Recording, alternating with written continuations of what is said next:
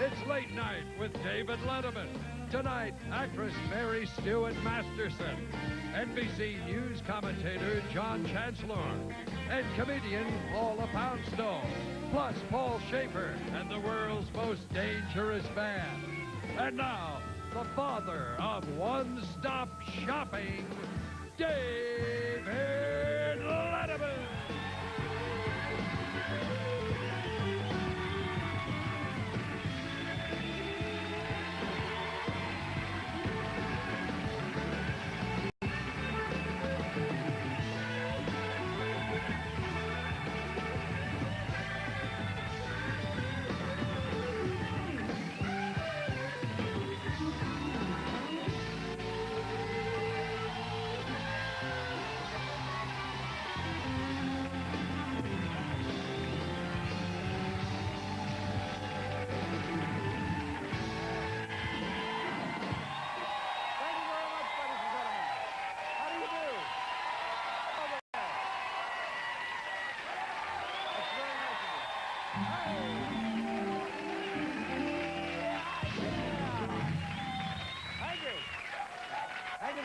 Boy, yeah, I appreciate that. Very nice of you. Good evening, ladies and gentlemen. Welcome to the show. I'm Dave. I'm the host. Listen to this now. Yeah, strange things are going on in this world, like at every second or two, something odd. Earlier today on Long Island, a guy goes into his neighborhood 7-Eleven store. He's like a regular customer at the 7-Eleven. He's got an account at the 7-Eleven. So he goes in there now, where they know him, and he's got a BB gun. And he says, all right, this is a stick-up. Give me all your money. And so they think, well, all right, it's Ed, but sure, we'll play along. They give him the money. He gets in the car, and he takes off, and he goes to his house. They call the police, and they say, well, we know where the guy is. The police go over to his house, and they arrest him, and they say, well, what is the deal with you? And the guy says, well, there was an accomplice with him waiting in the car, and he says, me and my buddy had just seen New Jack City and Goodfellas, and we thought it would be cool to be gangsters. You know, ladies and gentlemen, maybe the Japanese are right.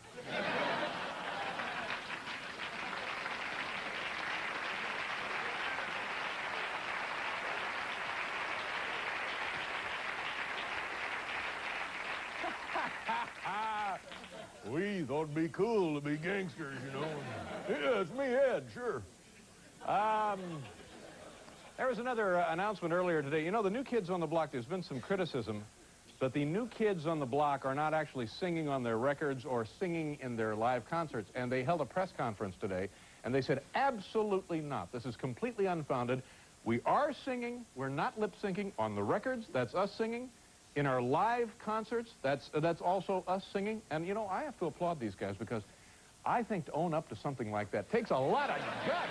You know,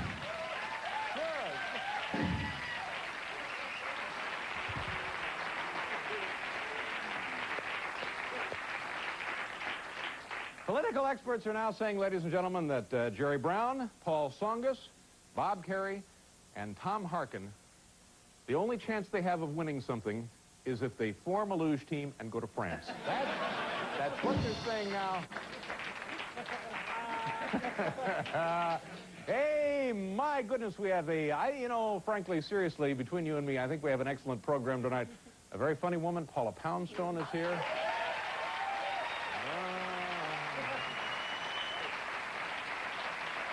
What? Also, revered newsman and commentator John Chancellor will be joining us.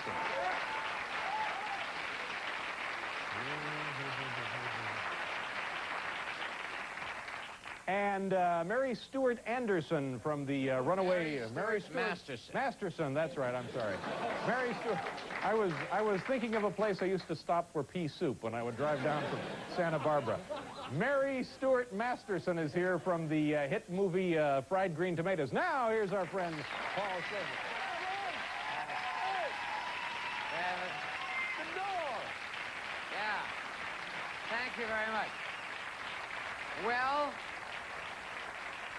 I guess we're 10 years and one show into our run now. That's right. We're into our 11th year. We're in our 11th year of doing this show. How does that make you feel? Not only doing this show, but doing America's favorite television program. Is it really? Yes.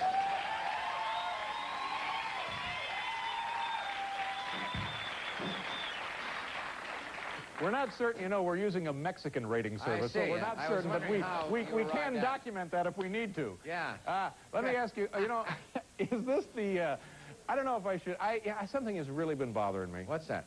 Should I just go ahead and get it off my chest? You better. You better get it over with now. For the last couple of years, and I'm not proud of this, and I'll just say it now, and hopefully it'll all blow over. I've been dating Governor Clinton's wife. All right, that's it. I'm sorry, that's it. Just get that out of the way right out there. You might as well, because that way you'll get around that whole Gary Hart thing. Hey, talk about your fundraiser, if you know what I mean, yeah.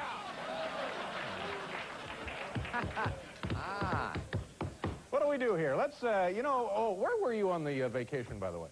I was in the Caribbean, sir. Are you sure? No, I can't completely be You're sure where I was. absolutely sure. I think I was down there. Why do you ask? You weren't in Italy. Why do you ask, sir? Just answer the question. No, I wasn't in Italy. What time did you leave Obar? No, I was not anywhere near. You were not in Rome. To the best of my recollection. You were not in Rome. I was not there. No. You tell me as a friend and a co-worker for 10 years. I don't even think you were not in Rome on the last break. Why do you ask? Well, staff members vacationed over there. The lovely Julie Bean and the lovely Chris Schomer. They were in Rome. Oh, were they over there? We have some photos here. I'd like you to take a look at, Mr. Schaefer, if you don't mind. All right, first of all, we have, can we see this one? This is a rather kind of distant shot. First time in 10 years, it's Bailey. There you go, Bailey. There, now see, there, Paul. The Pope. There's the Pope. He's addressing the crowd, yeah. That's right. Okay, now let's get in there just a little tighter and see if we can't learn any more about what you were doing on your vacation. There's the medium shot. There's the Pope. Okay, interesting. Things look good. Proceeding as normal. All right, take a look here, Paul, if you will. Study the monitor closely. Our final shot, and tell me you weren't in Rome. Swear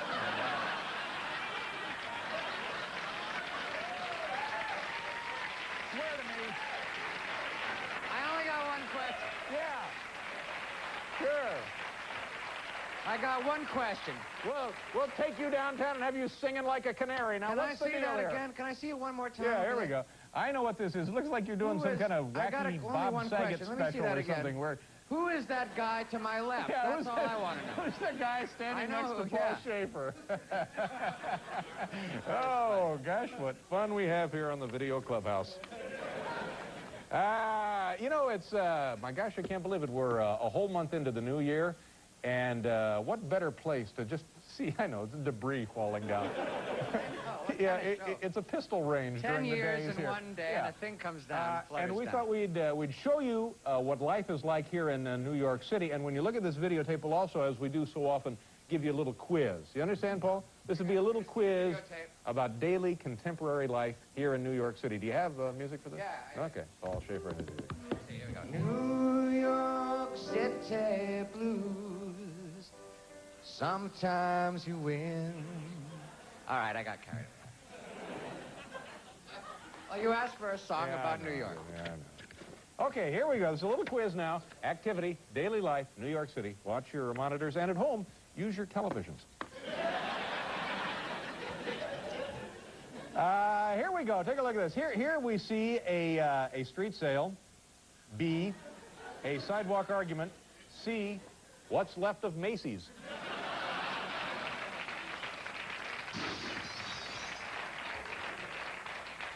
Yeah, all right, number 2, the motto of this moving company is A, no job too small. B, where the customer is number 1. C, when it absolutely, positively has to be left in the middle of the street. That's the motto of... Number 3, these men have just A, closed a business deal. B, finished a lunch break. C, taken a bite out of crime.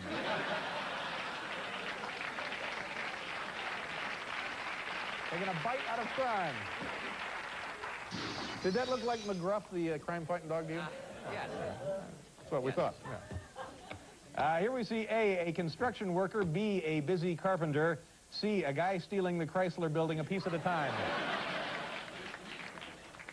All right, this is A, coffee for some Teamsters.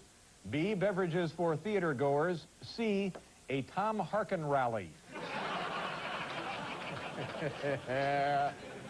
Paul, did I tell you I've been dating Governor Clinton's wife? You mentioned that, A lovely woman. A lovely woman. But I'm glad you've come forward with that. Here, we are lucky to glimpse A metropolitan opera diva, B, the ambassador from Belgium, C, the wealthy and reclusive Snap of Snap, Crackle, and Pop.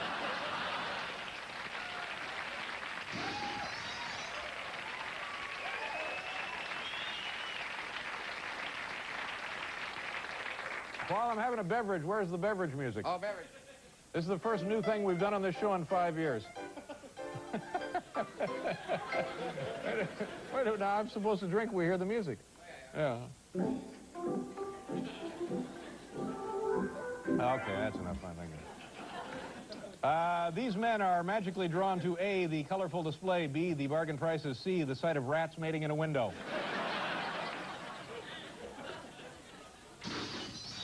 Remember last summer, Paul, I threw one of those cards through there and killed some people on their patio? Shocking, yeah. It was in all the papers. It was ugly. I know. Number 8, this man is thinking, A, it's a beautiful skyline. B, what perfect lighting. C, if that guy jumps, I make a quick grand from the post.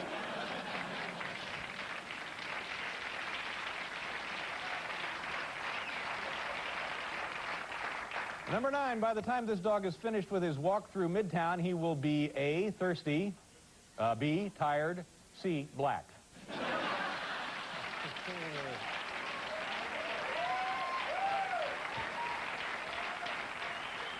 Number 10, this vendor is describing A, TV show from the night before, B, his commute into work, C, the struggle the squirrel put up. Oh, sure. Like you've never eaten roasted squirrel on a stick. Come on. Here we see a cabload of women. When you see this, it usually means a group of models is arriving for a shoot. B, there's a business women's convention in town. And C, Wilt Chamberlain's at the Sheraton.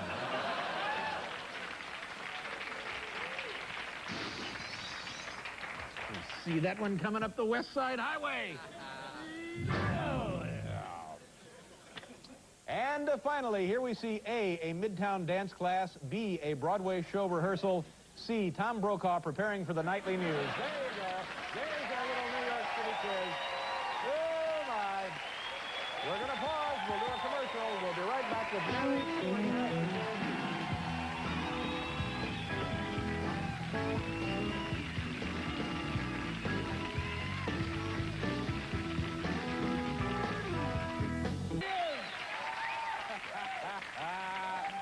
That's the man who was bothering us, Your Honor. Is that a doctored shot or not? No, that's you and the Pope. That's a real shot. Yeah, that's guy? vacation photos. I have it right here. That's Cardinal Fungi, I think. You know, Cardinal Fungi. that's a very, very nice likeness of you, by the way. That's funny. It's a star. Looks just like let's see. Let's just get on with the big program, shall we, boys and girls? We have a lovely group of folks who have stopped by to say hello to us today. Our first guest is a talented actress whose films include Gardens of Stone. Have you seen that, Paul? Gardens of Stone? I haven't gotten to see it yet. Some Kind of Wonderful. Have you seen that I one? saw that one. Fabulous. And the current hit Fried Green Tomatoes. Ladies and gentlemen, please welcome the lovely and talented Mary Stewart Masterson.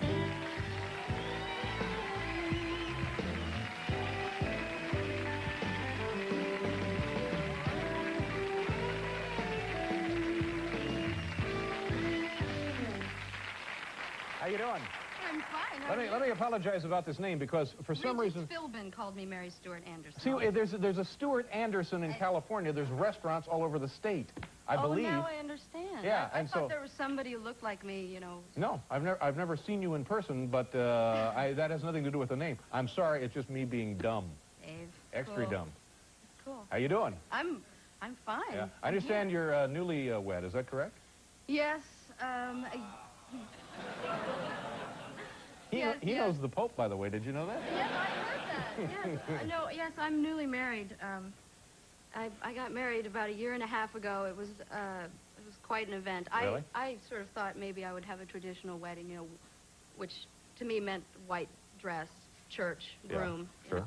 And I ended up finding out that in Houston, a traditional wedding means like you have 700 of your closest friends you've never met, And it's like the landing of Normandy planning this thing. It was like a drill sergeant telling me what to do all the time. It was a big, huge, elaborate, They say it was out-of-control wedding. small. Yeah. Small. 450 people. But who controls this kind of thing? Don't you control as the bride? I mean, isn't it pretty much Myth, Dave. the bride gets to do anything she wants for the wedding? Well, that's how it's supposed to be. Yeah. But actually, I had all these plans. They asked us, you know, oh, what do you want? How many people do you want to have? That sort of thing. Yeah. They said, 100, something like that, and that just wasn't Now, possible. who asked you these questions? Well, my father asked us how many we wanted. Of course, he was paying for it. Yeah. And which was his idea, too, which seemed archaic to me. But it turned out there were a lot more people invited. You can't invite these people without inviting those people. Sure, you hurt people's feelings. And did you have it like at Gillies with the mechanical bull and all that Wouldn't stuff? that have been cool? No. Houston is very cosmopolitan, and it was very country club. So you've been married a year and a half. You had the big gala wedding to kick it off. And how are things going so far? Oh, pretty well. Over Christmas, we had a little mishap with the turkey. I was working, he was working. He being your husband? Husband. Yep. Husband George. Yes. Yes. And we were hoping to have some friends over, and I came from rehearsal and he came from work and discovered the oven wasn't working. Oh no. So we had to go buy a pre-cooked bird and try and like sell it to these people and see if they'd notice. Yeah. Oh, so you were entertaining, having a big family kind of get together on Thanksgiving? Yeah. We tried to have a Thanksgiving meal. It's tough being traditional, but we're in no way normal. Yeah. Well, I don't think you need to We call try attention really to the hard, obvious. but- No, sure. And the He film. wears a suit though. So What does he do for a living, your husband? he's an investment banker. Well, there you go. You're in good shape. Yeah. Now, in this time of recession, are investment bankers cleaning up because they know something the rest of us don't know, or are they in as much trouble as everybody else? I think they think they know how to get us out of it, and hopefully they will. But And what does your husband say? Are we coming out of it? he likes to think so. Yes. Yeah. But this is the guy that forgot to turn on the oven. This is true. This is true. This is very true. Thank you. Let's talk about the film Fried Green Tomatoes. It's a great title, and I believe it's from a novel of the same name, isn't it? Yes. Yeah. Actually, the novel title is At the Whistle Stop Cafe, which would fit on the marquee, but it's about me. Yeah. No, it's sort of about 2 hours. No, it's about Jessica Tandy, Kathy Bates get to be friends, tell a story about me in the past, in the old Depression-era South Alabama trains. Is it food. funny? Is it a funny movie? We hope so. Yeah. Yeah, there's some humor in it. Yeah. And food fights, that kind food of fights, stuff. really? Oh, yeah. And it's doing great business. It's a big hit, isn't it? Yeah, it's really weird. Yeah. I've never been in a hit. Nobody's ever seen anything I've done. And until, like, it goes to cable, and then only the worst movies I've ever done go to cable. And then you're the one in the movie about the... And, Paul has seen every one of your films. liar! Liar! Do we or do we not have a clip of this film? All right, do you know what we're going to look at here? I think so. All right, tell us what it is. Well, I did this scene with 100,000 bees. Wow. As a lead up, yes. Something I'm a left over bee from charmer. the wedding. Yes. Yeah. Yes. From all that icing on the cake. Yes. These bees are swarming around this tree, you see. And when we shot it, they put queen bee hormone on my shirt, and suddenly the bees swarmed around me. And how do they get that queen bee hormone? This is what I'd like to know. Have to have a prescription for that, I believe. Yes, I'm pretty vial sure you with have to have a note syringe. from your doctor to get that stuff. Yeah, it's pretty dangerous stuff, but no, I was swarmed by all these. I was queen bee. So now, why didn't they use like a stand-in or somebody who was trained in handling bees? Why did they use the star of the film? Or why don't they use Jessica Tandy? Let her get in there fighting bees. She probably would have done it. No, because first of all, the stunt double wouldn't do it. She negotiated for like double her money to do it, and so really, I got wise to it, and I said, wait a minute, hazard pay.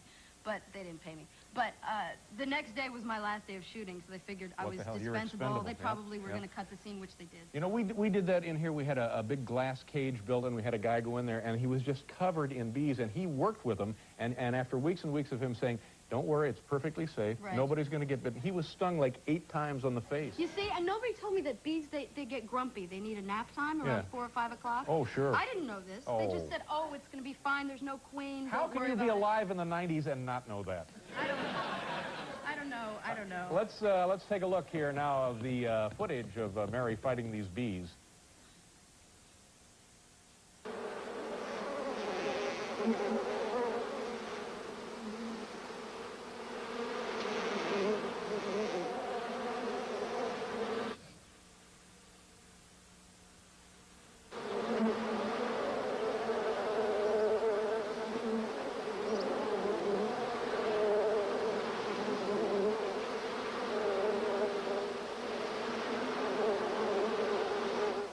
Hollywood. Well, there you go. That's not the part where I'm covered where you can see my face. But I really... You actually are later in that scene completely covered in bees. Yeah, you're a brave young woman. I don't know. Nice to see you, and I couldn't be happier to meet you, and I'm glad the film is doing so well for you. Thanks. Thanks for coming by, Mary. And I'm sorry about your name. Mary Stuart Masterson. We'll be back here with John Chancellor.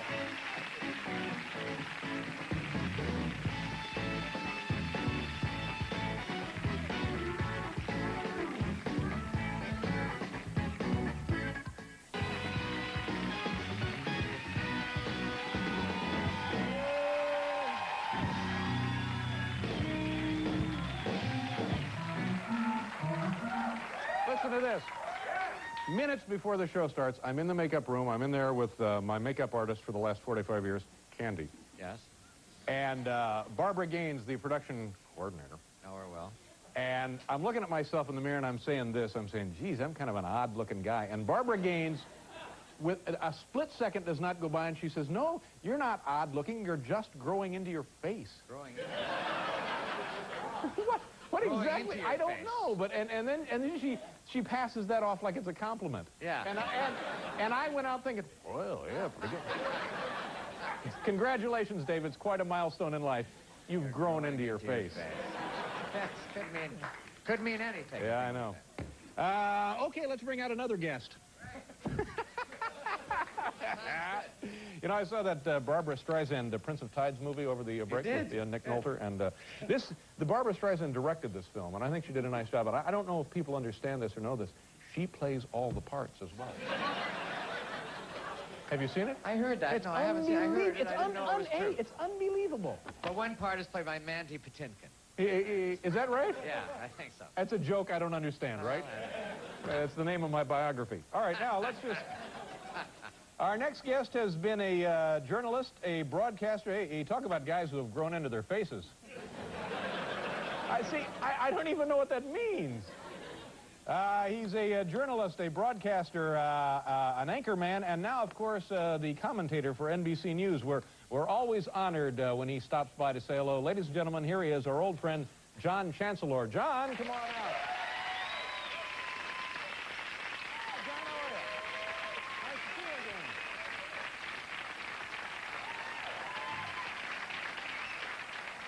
Good to see you, John. Always a pleasure. You know, you've been with us many, many times, and it occurs to me maybe people don't understand, and I'm not sure I do, exactly the nature and the extent of your relationship with NBC. You've been with this company for a long time, I believe, haven't you? I've been with this company so long, I'm growing into my stomach. When did you start doing network television for NBC? 1950. 1950 as a reporter, right? Yeah, you were probably only 30 or 40 then.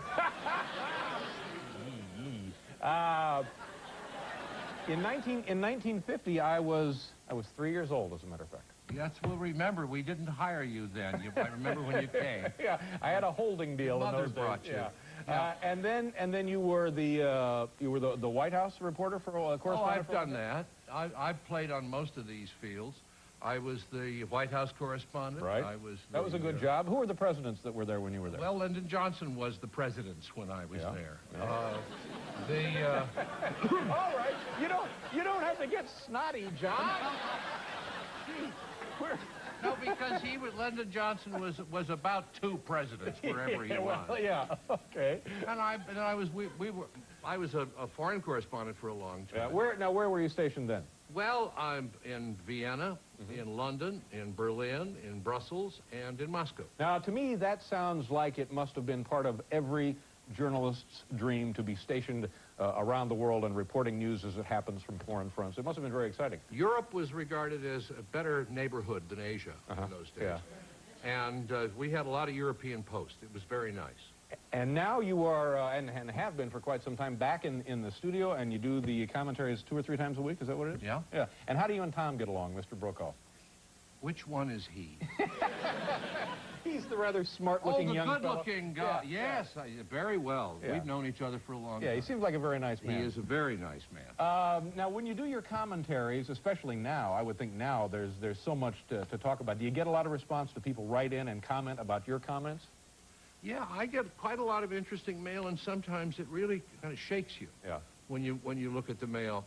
Somebody tried to get Halloween postponed in some little town here in the United States last year. For what purpose? Because they said it was a satanic ritual. Oh, yeah. So Well, I did a commentary, kind of a mild commentary, saying I thought this was nonsense. That Halloween wasn't a satanic ritual and what was, little kids going out saying trick or treat. The mail that came in was absolutely fascinating. A lot of it was typewritten by secretaries on IBM Selectrics with letterhead. Very serious people saying there's a satanic conspiracy in the United States, which I don't believe at all. But I expected that if I did get mail on that, it would be written in pencil on lined paper from the dime store. Yeah, you would think so, It sure. was not. Yeah. A lot of it was very serious, thoughtful, well-written stuff. So you learn from the mail. Yeah, exactly. I still think it's nonsense, but I'm more respectful to it now. Good for you. And I'm glad to know you did get my letter. Now, let's talk for a second here about the boys up there in New Hampshire. The presidential primary, the Governor Clinton, and on and on and on. I saw PBS, the McNeil-Lehrer kids, had a little round table the other night. They did. And they had all of the candidates, I believe. There was Clinton, there was Kerry, there was Brown, there was Songus, and on and on and on, and then the McNeil Actually, he's about to drop out. Which one is going on? On and on and on. And they would comment about certain things, and I guess I just don't understand, but none of it made any sense to me. And then periodically, Jerry Brown, former governor of California, would have an idea about something, and everybody would just stop for a second. And then they'd go on to somebody else. And you know what? You don't see them unless you're there in the studio. When generally, I've done a lot of these over the years. I've been moderator for debates. And you say, Governor Jones, I want you to tell us your plan for health care. And Governor Jones starts in like that, and all the others start looking at their schedules. Yeah. They, some pare their nails. They pay absolutely no attention to the guy who's talking. Yeah. Well, because they go through this absolutely no attention to the guy who's talking. Yeah. Well, because they go through this dog and pony act time after time after time, and they all know each other's positions backwards and forwards. It was interesting because somebody proposed that a certain problem, and what he would do if he were the president and putting together a budget, he said, I would give them $6 billion. And nobody says anything about it, and I'm thinking to myself, well, where the hell we get $6 billion here? Not only where you get it, but we throw billions around. You remember Everett Dirksen said $1 million here and $1 million there. Pretty soon you're talking about real money. Now it's billions, and the decimal point is destroying American speech. Because everybody says, my health plan will cost $3.2 billion. Yeah. Nobody knows what $3.2 billion I have no idea. Nope. It's $3,200 million. Yeah. But nobody knows it. And I heard somebody, a newscaster recently saying, and the price of that is $6.0 billion. Wow. Well, so it's with us forever. Yeah. But none of these guys have a prayer, do they? Well, somebody's got to win. Yeah, I know, but I mean, when push comes to shove, it's not going to be Clinton. We know he's got himself in trouble already, and the rest of them are having trouble finding their cars in the lot after the debate.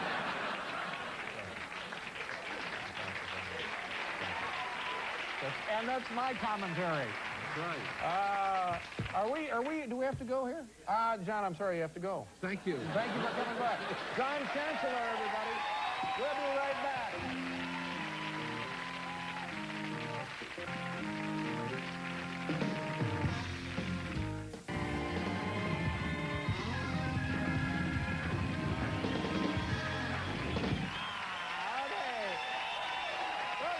to the program.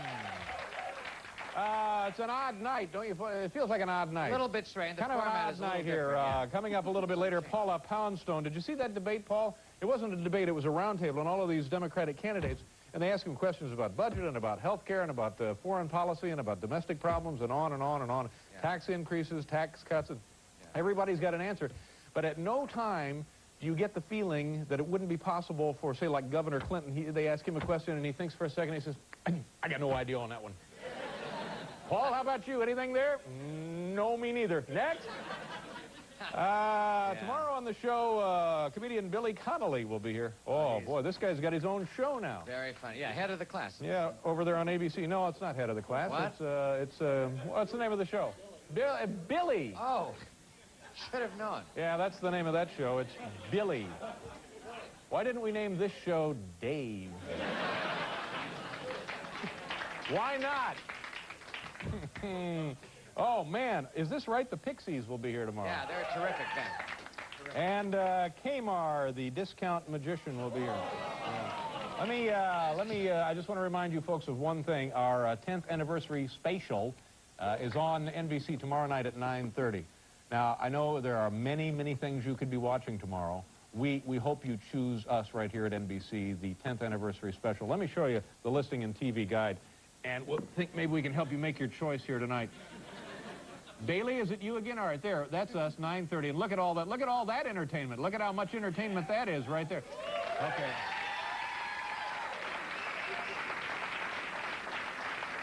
All right. This will give you an idea of the size of the TV guide print. This is an actual pencil, the kind you'd have in your house at home or office. So use that as a comparison.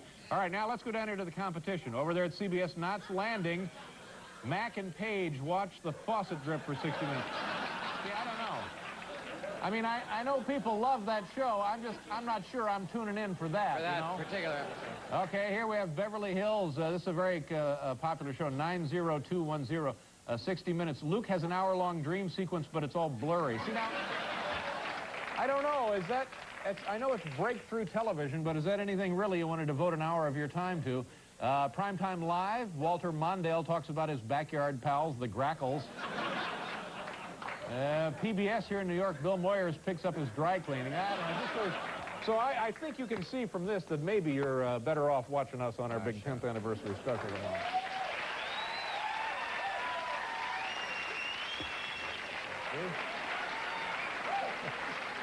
From now on, the name of the show is no longer Late Night. The name is now Dave, right? We'll do a commercial. We'll be back here with our friend.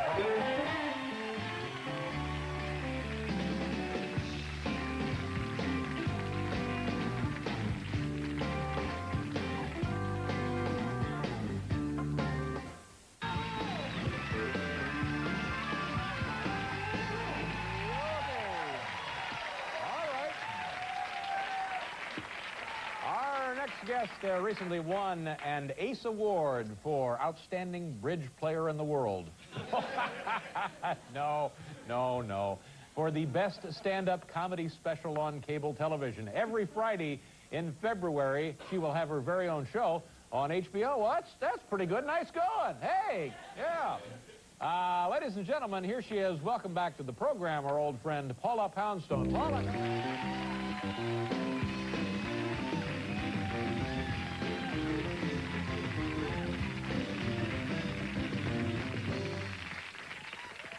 Thank you very much.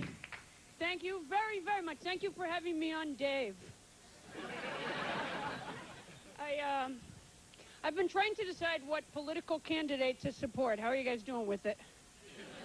Pretty much in about the same place, I assume. To be honest with you, I gave up on politics in the 6th grade anyways because I ran for class president and Amy Hayes won. They offered me the vice presidency, which I thought was kind of throwing me a bone.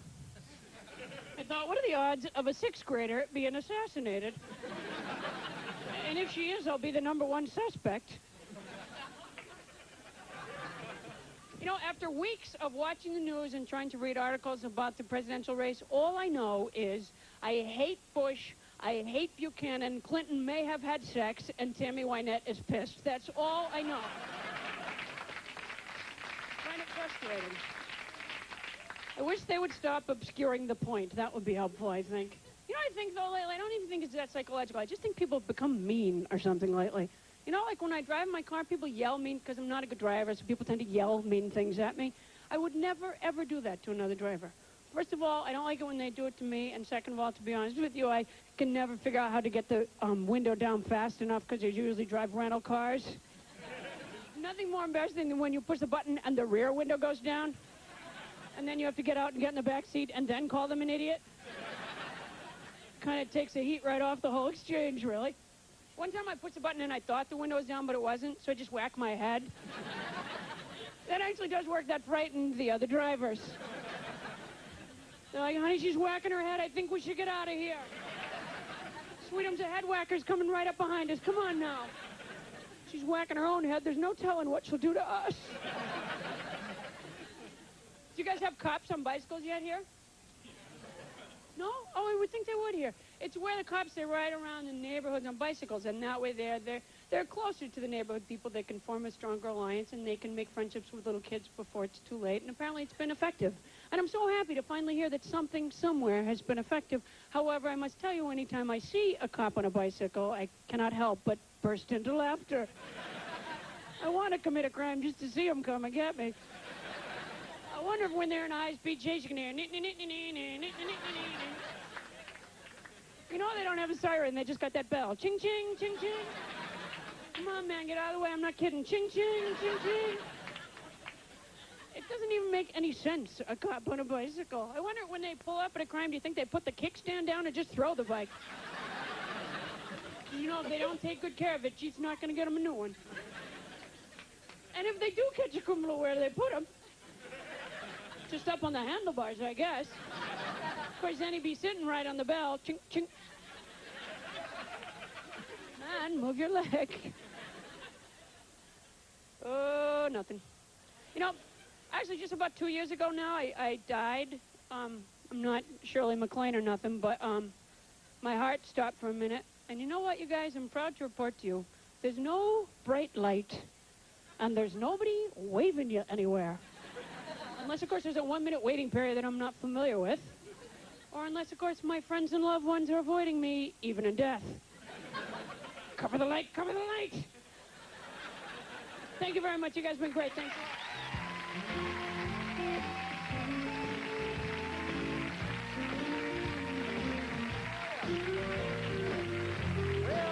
We'll do a commercial. We'll be back here with our friend Paula Poundstone. We'll be right back. I say, we'll be right back with Paula Poundstone.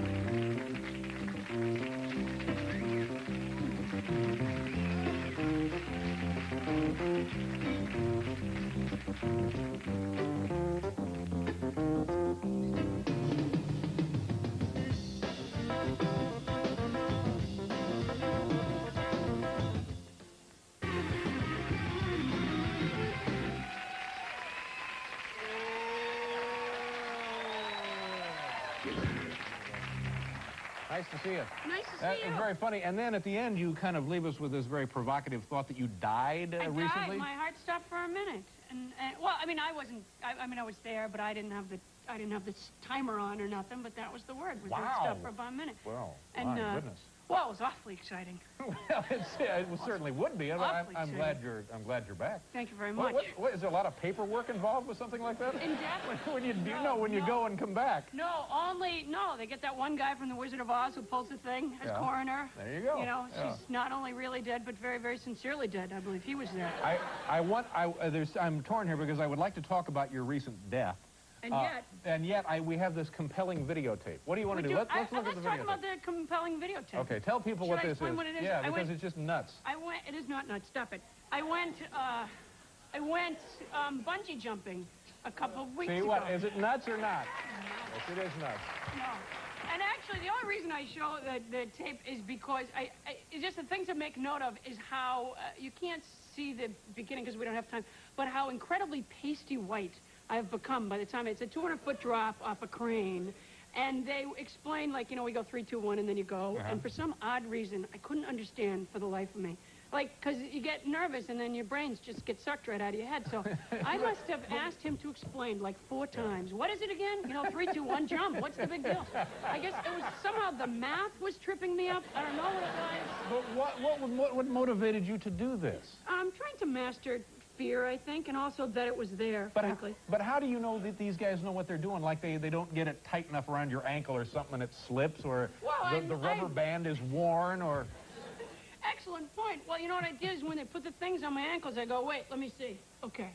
And that was it? I gave it a double check. Oh, I'm no idiot. I checked twice. And you had to pay for this experience, I guess. Actually, they let me do it for free because they recognized that it was a comic, which actually ended up being sort of a bad thing because they were doing, like, bungee humor, which I could do without, really. And they also... At one point, because I went up a second time, after this time, I went up a second time thinking, this time I won't be afraid and I'll just do it and it will be just fun the whole way. And in fact, what I discovered about myself is, no, the fear did come up the second time. And the other thing is, because the guy was into the bungee humor, when I jumped, he went like, oh, you stand like this here, and he goes, okay, 3, 2, 1, and then he goes, wait. So I wish I could have like pulled myself back up and then just put my head right there. What do you want? Let's look at this videotape. This is unbelievable, and I guess you've explained everything we need to know about this. I think I've talked you through the whole thing. Okay, here we go. And then, 0. what do you do on 2? Okay, you're still standing there. That's the time for you to get psyched. Okay. Okay, And then ready you for just the lean countdown? over? Just lean forward. You can even jump if you want. Give a little push. All right. Okay, you ready? Okay. Okay, here we go. Yeah. 3, 2, 1. All right. Yes. Good jump. This is a comedian. What's your name? Paul Townsend. Paul Townsend? I say dangling. We have to do another commercial. We'll be right back here.